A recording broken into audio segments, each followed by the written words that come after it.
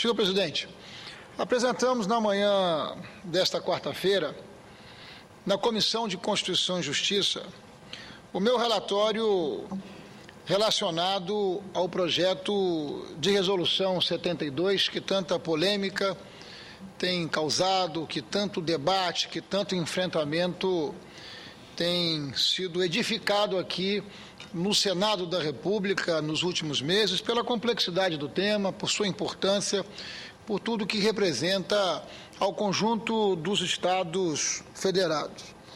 E a minha conclusão, encerrando esse ciclo, é de que este projeto, de fato, ele contém extraordinários vícios de inconstitucionalidade. Um projeto flagrantemente inconstitucional, já que a questão dos incentivos fiscais concedidos por estados importadores, e é esse claramente o ponto central do projeto, é um tema que jamais poderia ser tratado por meio de resolução do Senado, e sim por meio de lei complementar, como consagra a Constituição Federal. Se o precedente, uma vez aberto, e o Senado tratar de incentivo fiscal de importação de produto por resolução, poderá fazê-lo adiante com qualquer outro tipo de incentivo em que não se tenha relação com a importação, mas que se tenha relação com tudo aquilo que é produzido no conjunto dos nossos estados.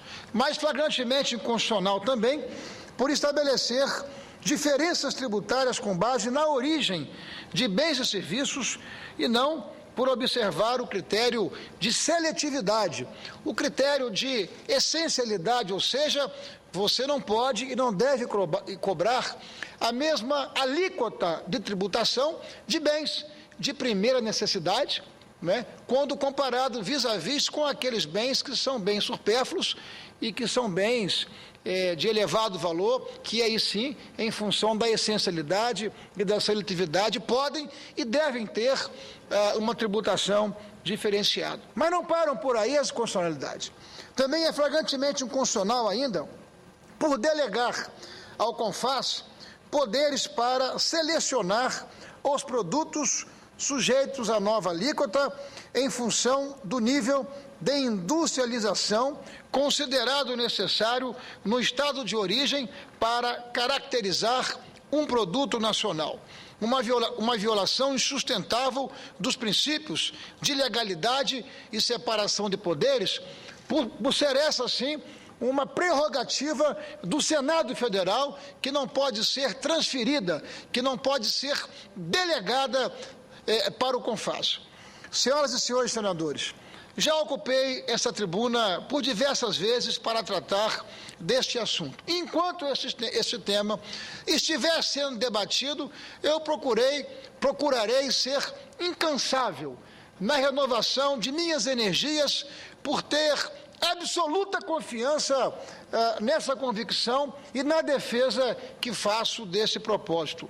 Um assunto de vital importância para o conjunto do país, não apenas para o meu estado, o estado do Espírito Santo, que tem a honra e o privilégio de representar aqui no Senado da República, ou para os demais estados que encontram ou que encontraram nos incentivos fiscais o melhor caminho para a promoção do desenvolvimento regional. Porque nada mais sublime, nada mais edificante, relevante para um governante de que procurar caminhos que possam levar à prosperidade compartilhada das pessoas que lhe confiaram o mandato. Longe de resolver o problema da indústria nacional, como se propõe o projeto de resolução 72. A meu juízo, ele abala o equilíbrio federativo e tem um impacto negativo sobre toda a economia nacional. E se essa for a decisão do Senado, o tempo se encarregará de fazer a verdade prevalecer, até porque o dito popular, ele é sagrado, a verdade falha, mas ela não tarda. Vale a pena registrar aqui os principais pontos, senador Paim, de carta por mim enviada à presidenta Dilma Rousseff na semana passada, na condição de representante do meu estado, do estado do Espírito Santo, e também de relator na Comissão de Constituição e Justiça do projeto, que é de autoria do senador Romero Jucá. Na carta, aponta a Sua Excelência, a presidenta Dilma, que tanto tem criticado, e com razão, a adoção de medidas protecionistas que travam a liberdade de comércio para que nós possamos ampliar os horizontes do nosso país. Não é? Os principais equívocos da proposição. O primeiro deles é a crença de que os incentivos estaduais promovem o aumento das importações. Abre aspas. Está comprovado que esse aumento é quase integralmente explicado pela atual taxa de câmbio e pela elevação da renda doméstica. Na prática, os incentivos cumprem papel de compensar desvantagens logísticas nas estruturas portuárias dos Estados federados.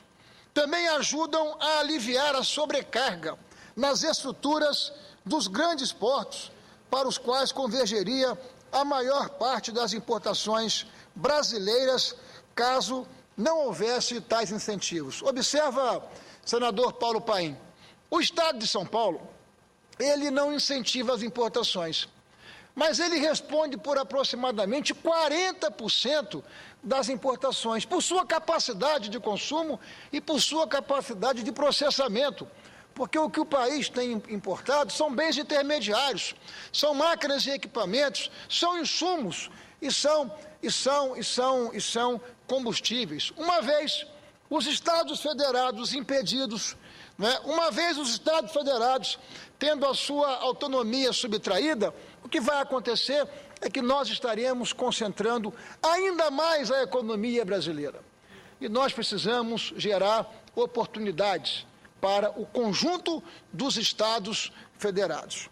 Um segundo equívoco é acreditar que essas importações concorrem com a produção nacional, desmobilizando-a, inclusive, quanto à geração de empregos. É preciso considerar que os bens intermediários e de capital têm representado a maior parcela das importações brasileiras. Em 2011, 83% de tudo que o Brasil importou são bens intermediários, que são adquiridos a um custo menor, melhorando a competitividade da indústria nacional. Nem é preciso aqui dizer que a importação de tais bens alimenta a indústria brasileira e movimenta a nossa economia.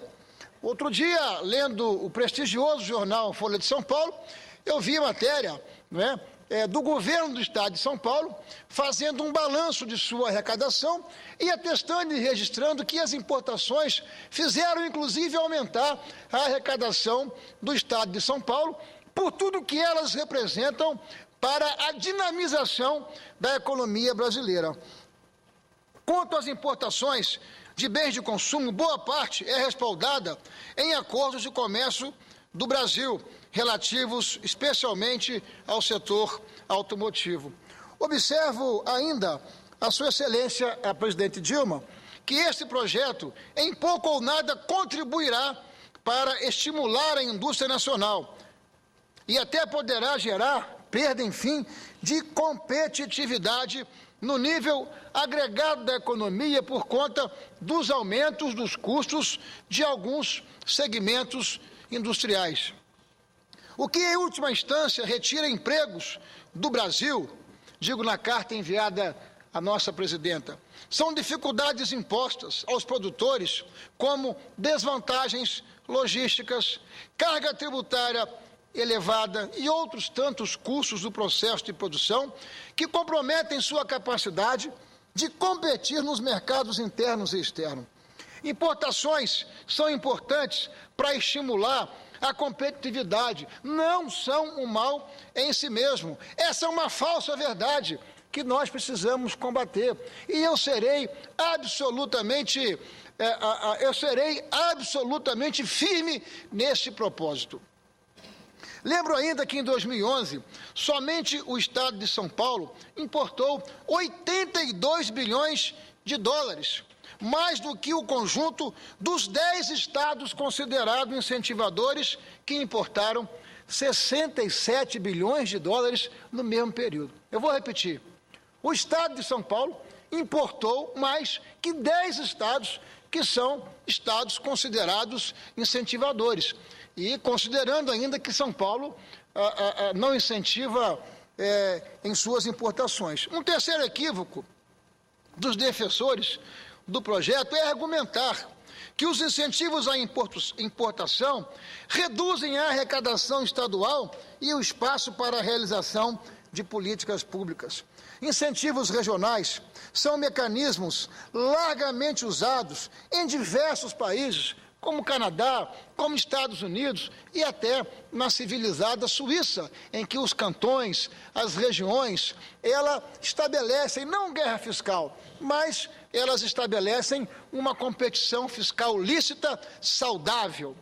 Incentivos nessas áreas são, inclusive, reconhecidos no âmbito da Organização Mundial do Comércio. Nesse ponto, lembro a Sua Excelência que o próprio governo federal tem lançado mão de incentivos fiscais, tributários e creditícios para promover o desenvolvimento do país e de suas regiões.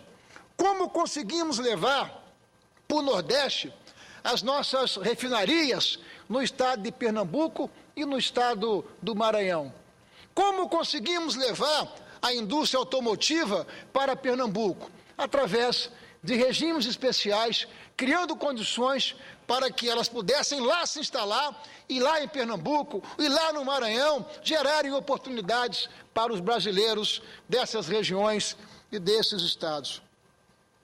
Também cito estudo recente da Fundação Getúlio Vargas, comprovando que projetos incentivados em todo o país foram responsáveis por maior geração de renda, empregos e arrecadação tributária.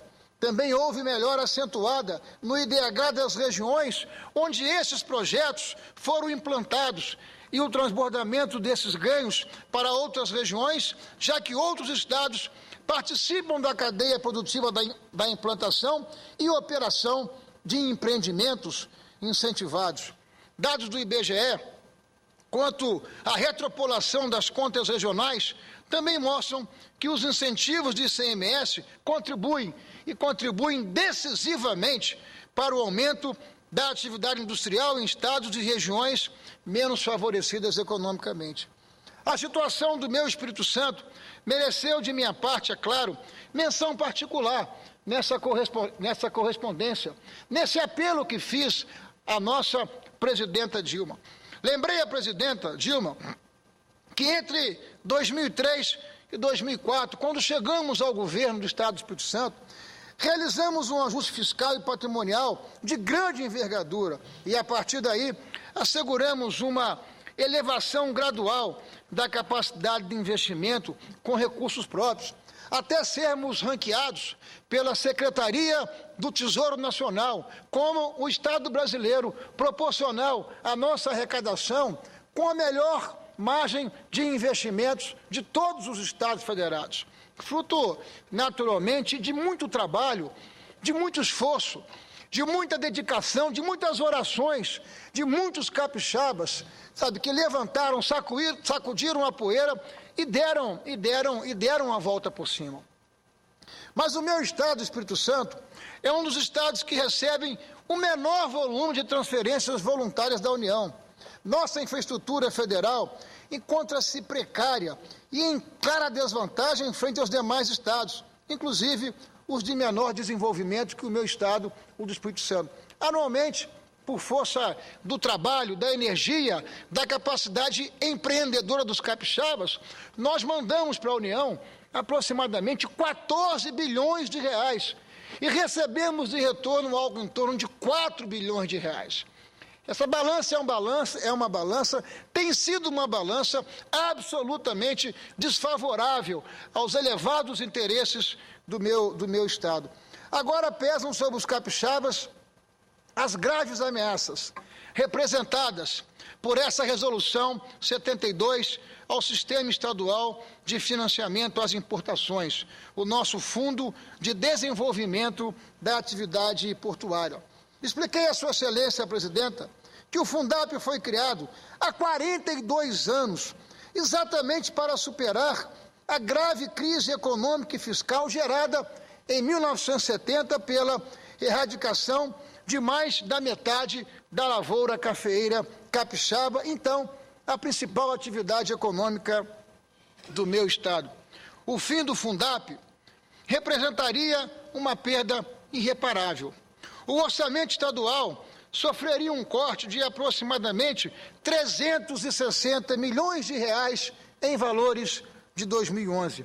Haveria ainda a redução na base de arrecadação de outros itens, como o ICMS sobre o transporte interestadual, ou seja, além da subtração de receitas governamentais, nós estaremos vendo, se isso ocorrer, se isso se consolidar, uma perda muito grande da dinâmica da atividade econômica em meu estado. Mas não apenas isso. O desenquadramento na Lei de Responsabilidade Fiscal e o comprometimento dos limites operacionais de crédito do nosso Banco Estadual de Desenvolvimento Econômico, o nosso BANDES. O banco seria obrigado a dar descontinuidade ao programa Nosso Crédito, programa extremamente bem avaliado de microcrédito produtivo que já ajudou a gerar mais de 100 mil empregos e é realizado com funding deste fundo social. Destaco ainda a enorme perda para os municípios capixabas, o equivalente a 600 milhões de receitas diretas em valores de 2011. Isso sem falar na queda de arrecadação de ISS de difícil mensuração, porque 2/3 desses recursos financiam os nossos municípios capixabas.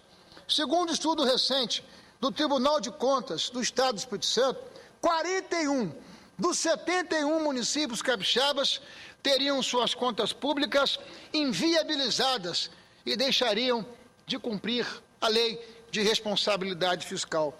No geral, a perda chegaria à ordem de 7% do nosso produto interno bruto. Nós viríamos ir pelos ralos mais de 45 mil empregos que são gerados por essa plataforma eficiente no comércio internacional, tanto na importação como na exportação. Voltando ao cenário nacional, pondera Sua Excelência, a nossa presidenta Dilma, que o fim de incentivos estaduais à importação é assunto por demais complexo, que altera o equilíbrio de forças entre os entes federados e entre os entes e a União.